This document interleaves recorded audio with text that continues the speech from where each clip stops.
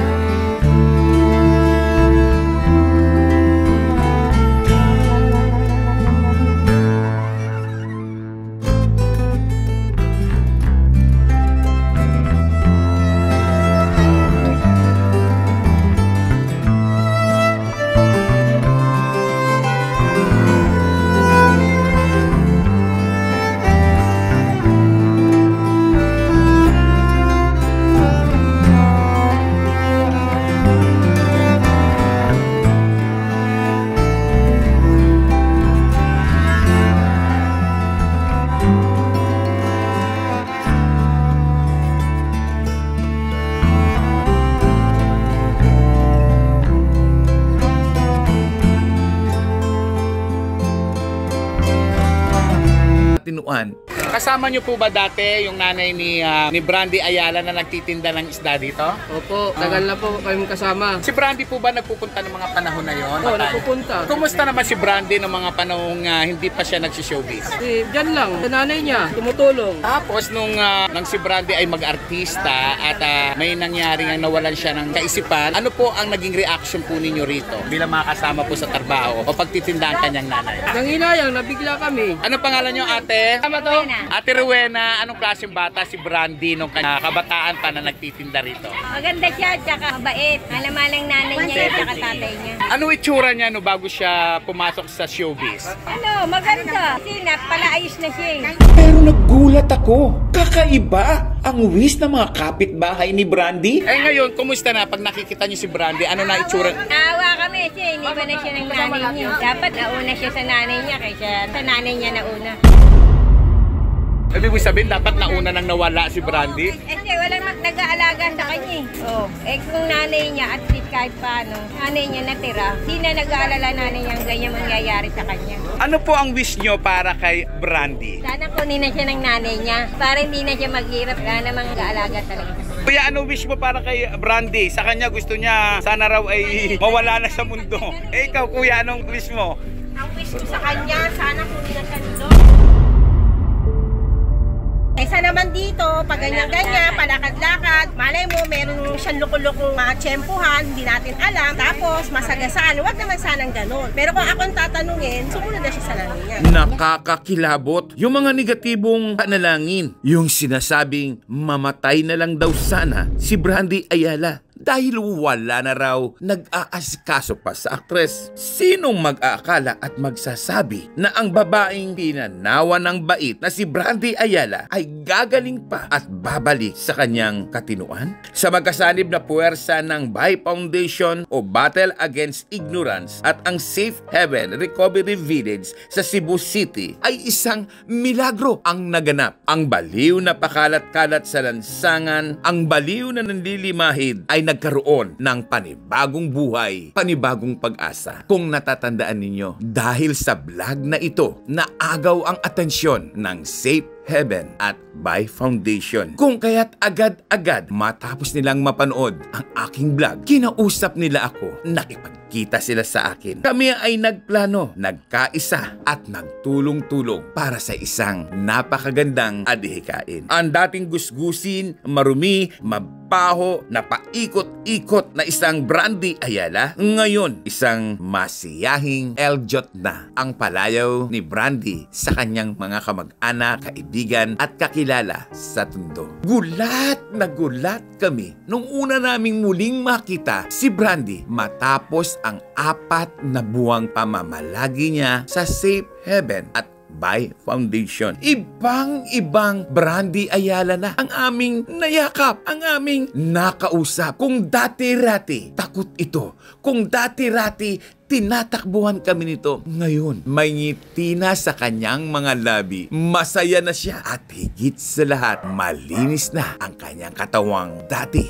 ay puno ng dumi. Naku, maikuwento ko lang sa inyo. Gulat na gulat talaga ako nung makita ko si Brandy. At pagkatapos, sabi ni Lito Gruit, abay, mamamasyal daw kami. Umikot kami sa mall sa Cebu City. Ang saya ni Brandy, ang lakas niya pang kumain. At ang nakakatuwa pa nito, nakasama rin namin si Brandy nang kami ay kumain sa isang napakagandang restaurant dyan sa Cebu City. At ito ay ang Mr. A na isa sa pinakasikat na restaurant sa Cebu. Ito si Brandy Ayala at long last, dati nung pinuntahan ko siya, talagang worse. Wala siya sa katinuan. Pero ngayon, masaya na siya. Masaya ka na ba? Masaya na siya dahil hindi na siya nakaka-recover sa tulong ng Safe Haven at ng Bay Foundation. Maraming salamat sa Bay Foundation at Safe Haven dahil ang isang Brandy hindi na nakaka-recover mula sa kanyang karamdaman. Di ba, Brandy? Tumatang muna siya katatapos lang namin kumain. Thank you so much sa lagi kang mag-iingat dito. Lagi mong ingatan ang katawan mo.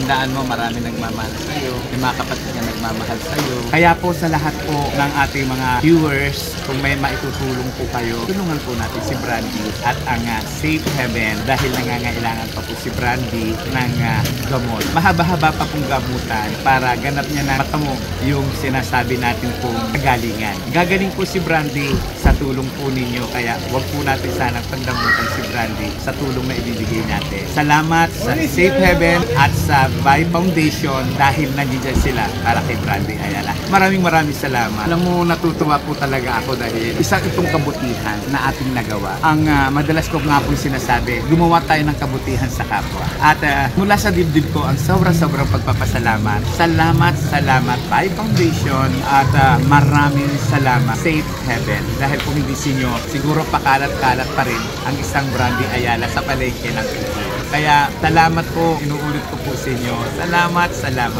Gawa po tayo ng kabutihan sa kapwa. Thank you. Naku, hindi lang doon natapos. Hindi lang sa kainan. Hindi lang sa pamamasyal. Aba, nakasama ko rin si Brandy nang magsimba kami sa Santo Niño de Cebu. Palaspas iyon. Umuulan-ulan. Pero okay lang kay Brandy. Para bang na-miss niya ang magsimba. Pagkatapos namin magsimba, diretso kami sa palengke. Bumili ako ng pasalubong. Sinamahan niya ako. Unang pumunta kami sa bilihan ng longganisa o chorizo de Cebu. Tapos noon, pumunta pa uli kami sa bilihan ng daing. Ang dami naming ginawa ni Brandy Ayala. Samantalang dati tinatakbuhan lang kami nito. Samantalang dati galit na galit ito. Pero ngayon, isang matinunang Brandy Ayala ang nakasama ko sa maghapon. Grabe! Ang saya-saya talaga namin. Nakakatuwa talaga. Ibang klase talaga. Yung alam mo bang nakatulong ka sa isang tao? Yung alam mo bang kahit paano may nagawa kang kabutihan sa iyong kapwa? Yung alam mo ba na parang iba ang naramdaman ko nang makita kong matinuna ang isang baliw na Brandy Ayala. Ang lahat ng ito ay dahil sa Bay Foundation at Safe Heaven. Ang Safe Heaven ay pag-aari ni Mr. Ronnie De Los Santos. Siya yung presidente at CEO ng Safe Heaven at Battle Against Ignorance Foundation. Salamat din sa ramp model at aktor na si Lito Gruit na siyang executive director ng Bay Foundation. Ang dami kong gustong pasalamatan. Ang dami kong gustong yakapin. Naluluha ako sa kasiyahan. Natutuwa ako dahil ang isang Brandy Ayala ay matino na ngayon. Nakakausap, nakakakwentuhan, at marunong nang mag-response. Si Brandy mismo, kitang-kita sa kanyang muka ang sobrang ligaya. At long last, isang kaluluwa na naman ang ating nabigyan ng pagkakataon upang muling makabalik sa normal na buhay. Tandaan natin, huwag tayong manghusga. Sa halip na manghusga, gawa natin sila ng kabutihan. Maraming salamat sa Bay Foundation, Battle Against Ignorance Foundation at sa Safe Heaven. Ibang klase kayo. Imagine, eto na ngayon, si Brandy Ayala. Masaya, matino, at balik sa dati na. Marami pa tayong pagchichikahan. Marami pa tayong pagkukwentuhan. Tutok lang!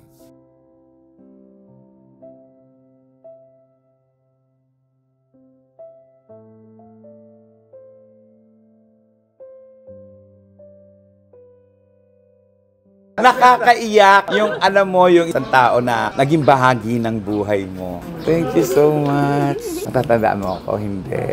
Morley. Brandy, natandaan mo? Natandaan mo na siya? O yun! Sino siya? Morley. Natandaan na niya. Nakakaiyak ka. Isipin mo, inahabol-habol lang namin sa dati. Ay, natiri-ay siya. Nagluha siya. Ang ganda-ganda ni Brandy. Ang ganda ng ilong. Kumusta ka na? Mabuti. Maganda na yung kalagayan mo rito sa Cebu. Opo. Ayan, nakakausap ka siya. Masaya ka dito? Masaya siya dito. Nakakatuwa talaga. Oh, Diyos ko, sobrang saya ko rito. Pahawak naman sa kamay mo. Ayan. Sino mag-aakala na magiging maayos ang buhay, ang itsura ni Brandy? Thank you so much sa Bay at saka sa Safe Heaven sa inyo. Napakaganda na nagawa niyong ito. Wala akong masabi. Speechless ako. Thank you, Lord. Thank you, Lord. Nung hinahabol-habol siya nito, cameraman ko. Ang laki ng pinagbago. Miles, camera. Ganda ng ipin. Malapit na itong magtuloy-tuloy. Gumagaling siya. Gusto niya parati maayos eh. Oo, malinis. Masaya ka na. Gusto mo na dito. Dito, masaya ka dito. Ito na pinakabahay mo. uuwi ka sa inyo. Pero mas masarap dito. Sa bahay ka lang. Sa bahay ka lang. Gusto niyang umuwi sa bahay nila. Soon. Namimiss mo na yung bahay ninyo.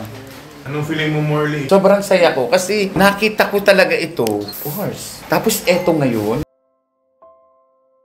Maraming masasayang kwentong ibinahagi ang coach ni Brandy Ayala na si Coach Nanet. Nung una daw dumating si Brandy, ayaw makipag-usap. Noong una daw dumating si Brandy, talagang ayaw nitong makakita ng ibang tao. Pero unti-unti, sa tulong ng napakahusay na coach na si Miss Nanet, ay bumalik sa katinuan ang naturang aktres. Sabi nga ni Ma'am Nanet, hindi pinipuwersa yung mga taong naging defendant sa droga. Dapat daw dito ay minamahal, inaaruga, inaalalayan at higit sa lahat, binibigyan ng mahabang atensyon. Coach Nanet, congratulations sa'yo! Ang galing-galing mo! Thank you!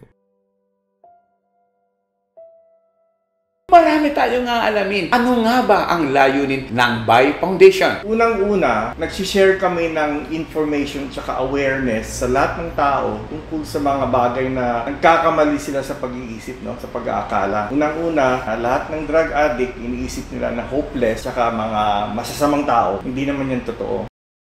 Ano po yung ginawa ninyo kay Brandy? At napakabilis ng kanyang recovery. We do counseling, we check Ate Brandy, then of course yung mga gamot din, malaking tulong din. Saka yung guidance ng coach. Nangingilabot po ako. Sobrang nangingilabot ako kasi hindi ko sukat akalain na yung isang taong worse na sinasabi nila, sana mamatay na, ay eto, buhay na buhay. Kung kaya mong mabuhay sa tundo, kaya mo ring mabuhay saan man sa mundo. Morley Alinio. Ito ang Tundo.